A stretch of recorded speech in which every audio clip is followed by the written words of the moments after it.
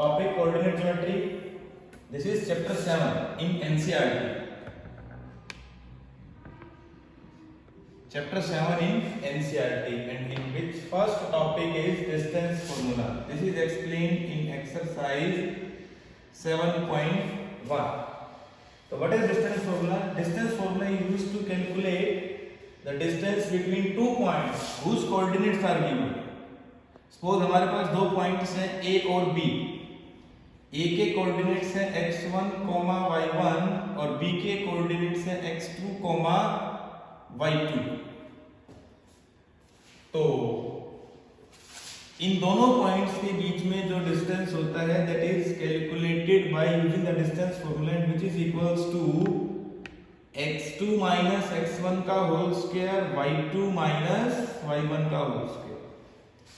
मतलब दोनों के x कोऑर्डिनेट्स के डिफरेंस का स्क्वायर और दोनों के y कोऑर्डिनेट्स के डिफरेंस का whole square. It may be written as x1 minus x2 का होल स्क्वायर और y1 माइनस y2 का होल स्क्वायर. हम एक एग्जांपल कंसीडर करेंगे. Example, suppose we have to calculate the distance between two points minus 5,7 minus 5,7 and second point is minus 1,3. This is x1, this is y1, this is x2 and this is y2. तो A B क्या आएगा? Using distance formula x2 minus x1 या x1 minus x2. x1 ये वाला formula लगाए, x2 minus 1 minus में x1 minus 5 का whole square, y2 minus y1 का whole square. This is minus 1 plus 5 और 3 माइनस 7 का होल स्क्वायर. तो 4 का स्क्वायर 16 और माइनस 4 का स्क्वायर 16 रूट 32 यूनिट्स. किन्हीं भी दो पॉइंट्स के बीच का डिस्टेंस इस तरीके से निकल जाए. इसमें जो एक कंसेप्ट और आता है कि हमें पता है कि कार्टेशियन कोऑर्डिनेट्स में this is x axis and this is y axis. Any general point on x axis, कोई भी पॉइंट अगर x एक्सिस पे है तो जैसे कोई भी पॉइंट ये P है तो इसके कोऑर्डिनेट्स x, y है. अगर यही P पॉइंट इस एक्सिस पे आ जाए, x एक्सिस पे आ जाए तो इसके कोऑर्डिनेट्स क्या हो जाएंगे? x, 0. और यही पॉइंट अगर y एक्सिस पे आ जाए तो इसके कोऑर्डिनेट्स क्या हो जाएंगे? मतलब x एक्सिस पे y कोऑर्डिनेट की वैल्यू 0 होती है और y एक्सिस पे x कोऑर्डिनेट की वैल्यू 0 होती है. डिस्टेंस फॉर्मूले में इसी के बेस्ड एक क्वेश्चन पूछा जाता है. That one is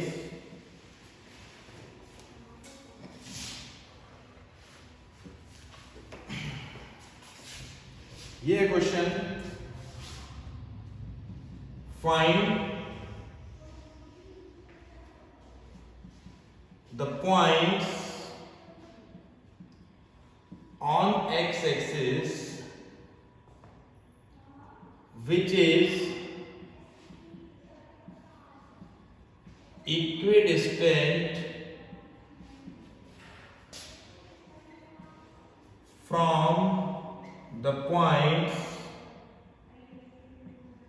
which is equidistant from the points 2, minus 5 and minus 2, 9. x axis पे वो सभी पॉइंट्स बताने हैं जो इन दोनों पॉइंट से x मतलब सेम डिस्टेंस पे. x एक्सिस पे कोई भी पॉइंट क्या होता है? x, 0. अब इसको हम a लेट कर लेते हैं, तो इसको हम क्या लेट कर लेते हैं? b. This is the let any point on x axis. ये x axis पे कोई भी एक पॉइंट है. अब according to question P A किसकी इक्वल, पीबी की इक्वल, पी ए किसकी इक्वल, पीबी की इक्वल, इक्वल डिस्टेंस में है ना पी पॉइंट। अब पी ए क्या होगा, x1 y1 x2 y2। तो फॉर्मूला क्या होता है, x1 माइनस x2 का होल स्क्वायर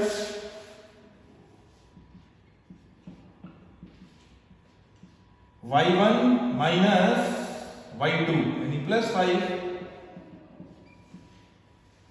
अब pb जब लेंगे x1 minus x2 minus minus plus और y1 माइनस y2, तो ये कितना आएगा, squaring both sides, squaring both sides किया तो रूट से रूट कैंसिल हो जाएगा, क्या बचेगा x माइनस 2 का square plus 5 square, x plus 2 का square minus 9 square, x square plus 4 minus 4x 25, x square plus 4 plus 4x plus 81, x square से x square cancel, 29 minus 4x and 4x plus 85, तो 29 minus 85 और 4x plus 4x, this is minus 56 and 8x, x equals to minus 7। तो therefore जो p point है वो कितना आएगा, -7,0। अब इसी पे ये क्वेश्चन में पूछ सकता था कि find the points on y axis. अगर यही पॉइंट y एक्सिस पे होता तो इसके कोऑर्डिनेट्स क्या होते, 0, y, then p equals to pb। उस केस में हम इसकी वैल्यू निकालेंगे, ठीक है, क्लियर। इसमें जो नेक्स्ट कॉन्सेप्ट आता है वो ये कि हमें कोई भी एक क्वाड्रिलेटरल दिया गया है, सपोज ये क्वाड्रिलेटरल है ए बी सी डी, इसके कोऑर्डिनेट्स x1 y1, इसके कोऑर्डिनेट्स x2 y2, इसके कोऑर्डिनेट्स x3 y3 और इसके कोऑर्डिनेट्स x4 y4। हमसे कहा जाता है कि ये क्वाड्रिलेटरल बताओ कौन सा है, स्क्वायर, रोम्बस, रेक्टेंगल या फिर पैरेललोग्राम। तो हम इसमें क्या करते हैं, अगर स्क्वायर और रोम्बस है या फिर रेक्टेंगल या पैरेललोग्राम, हम इसमें क्या निकालेंगे, ए बी निकालेंगे, बी सी निकालेंगे, सी डी निकालेंगे और क्या निकालेंगे, ए डी निकालेंगे, चारों साइड से निकालेंगे। अगर स्क्वायर और रोम्बस है तो इसमें क्या होंगी, all sides are of equal length. अगर चारों साइड्स इक्वल है वो या तो स्क्वायर है या फिर क्या है, रोम्बस। अब कैसे पता लगेगा कि स्क्वायर है या रोम्बस है, स्क्वायर के अंदर डायगोनल्स आर इक्वल, डायगोनल्स का मतलब AC equals to BD। Rhombus के अंदर diagonals are not equal, rhombus के अंदर diagonals are not equal. Rectangle के अंदर, अच्छा रेक्टेंगल और पैरेललोग्राम होगा तो क्या मिलेंगे इसमें, अपोजिट साइड्स आर इक्वल। अगर अपोजिट साइड्स इक्वल है तो वो या तो रेक्टेंगल है या फिर स्क्वायर है। अगर रेक्टेंगल हुआ तो उसके डायगोनल्स की लेंथ क्या रहेगी, इक्वल, और पैरेललोग्राम हुआ तो डायगोनल्स आर नॉट इक्वल। ऐसा इस क्वाड्रिलेटरल केस में है। इससे रिलेटेड एक एग्जांपल लेंगे हम कि हमें एक क्वाड्रिलेटरल दे रखा है और उसके कोऑर्डिनेट्स हैं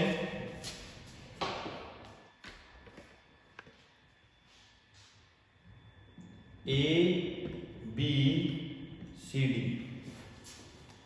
ए के कोऑर्डिनेट्स तो हैं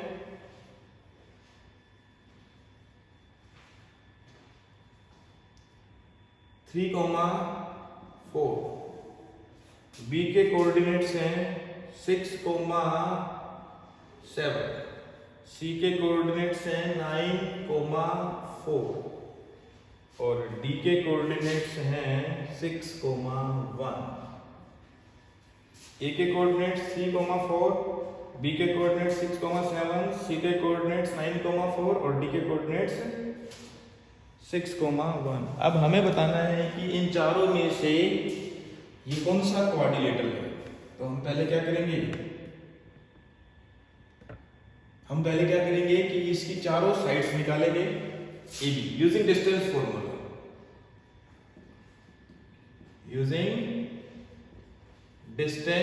फॉर्मूला। पहले हम AB निकालेंगे। AB 3 - 6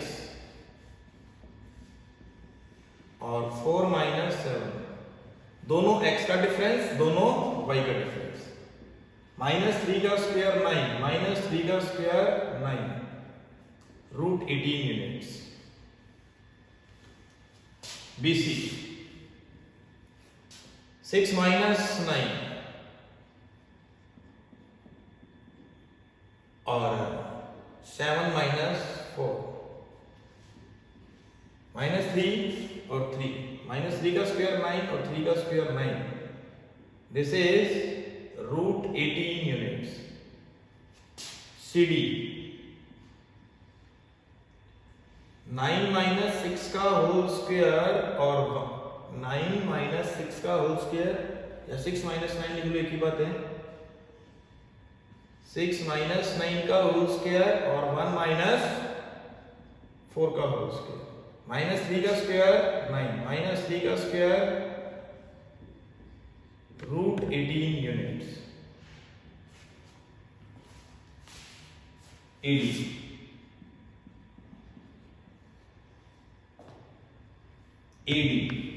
3 - 6 का होल स्क्वायर और 4 - 1 का होल स्क्वायर। 3 - 6 -3 का स्क्वायर 9, 4 - 1 3, 3 का स्क्वायर 9, √18 यूनिट्स। अब देखो, since all sides are equal, AB equals to BC equals to CD equals to AD, therefore ABCD may be square or rhombus। Square भी सकता है, rhombus भी सकता है। Now we check the length of diagonals। अब यहां पर हम diagonals की लेंथ चेक करेंगे।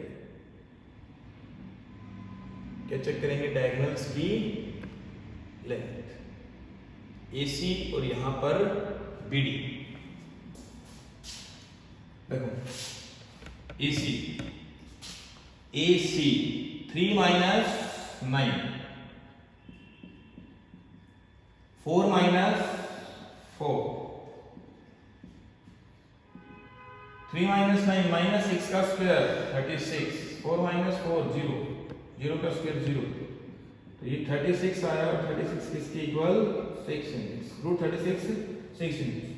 Now BD 6 - 6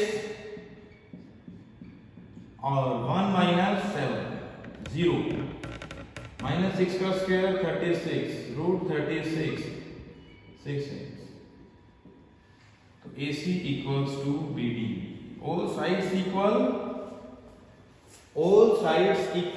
and diagonals are equal, so therefore ABCD is square।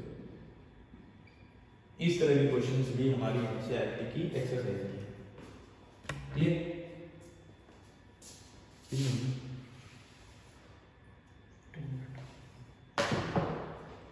Now next concept जो इसमें आता है वो ट्रायंगल का है।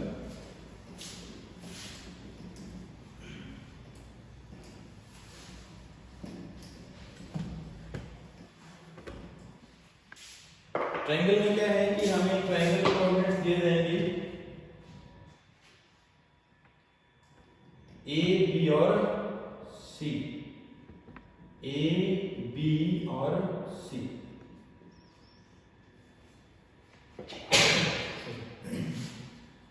x1 y1,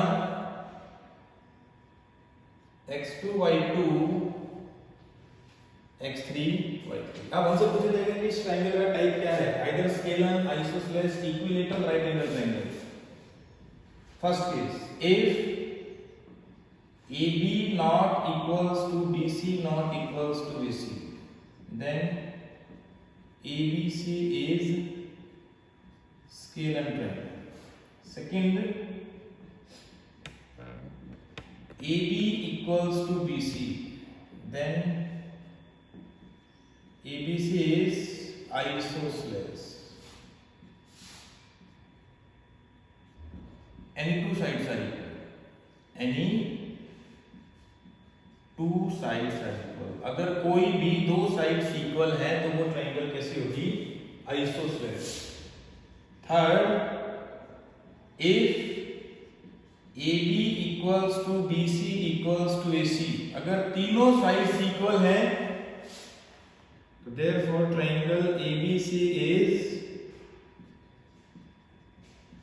equilateral triangle. तो वो ट्रायंगल कैसी होगी, इक्विलेटरल ट्रायंगल। अगर दो साइड्स इक्वल तो आइसोसेलेस, तीनों साइड्स इक्वल, इक्विलेटरल, सारी साइड्स अलग अलग, scalene. Fourth one is if AB square plus BC square equals to AC square. Pythagoras theorem follow करें। पाइथागोरस थ्योरम में क्या होता है कि एक स्क्वायर का, किसी भी एक साइड का जो स्क्वायर है वो किसके इक्वल होता है, सम of squares of other two sides. मतलब इसका स्क्वायर किसके इक्वल, इसका स्क्वायर प्लस इसका स्क्वायर, या फिर इसका स्क्वायर किसके इक्वल, इसका स्क्वायर प्लस इसका स्क्वायर। तो इसके बेस पे क्वेश्चन करेंगे अब हम।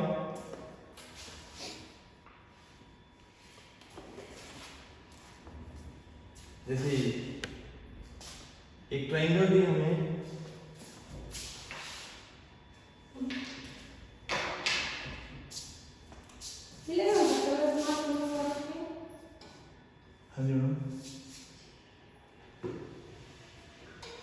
इसके कोऑर्डिनेट्स है 5, -2, बी के कोऑर्डिनेट 6, 4 और सी के कोऑर्डिनेट्स 7, -2। तो बताना है कि ये कौन सी ट्रायंगल बनेगी। तो हम तीनों साइड्स निकालेंगे इसमें AB। डिस्टेंस फॉर्मूले का यूज करेंगे, 6 - 5, 4 माइनस में -2, 4 + 2 का स्क्वायर, 1 का स्क्वायर 1, 6 का स्क्वायर 36। तो ये बनेगी √37 units. This is BC। 6 - 7, 4 minus में -2, तो 2 माइनस आए तो प्लस, 1 का स्क्वायर -1 का स्क्वायर 1, 6 का स्क्वायर 36। तो ये बनेगा √37 यूनिट्स। ठीक है। नाउ AC 5 - 7 and -2, माइनस में -2 प्लस 2, -2 का स्क्वायर 4, और ये तो कैंसिल ही हो गया, 0 का स्क्वायर 0, तो √4 यानी 2 units. Therefore AB equals to BC। So triangle ABC is an isosceles triangle. अगर तीनों साइड्स इक्वल होती तो क्या बनता है, ये इक्विलेटरल ट्रायंगल। क्लियर सबको। नाउ नेक्स्ट टॉपिक इज, इसमें जो आता है that is collinearity of 3 points.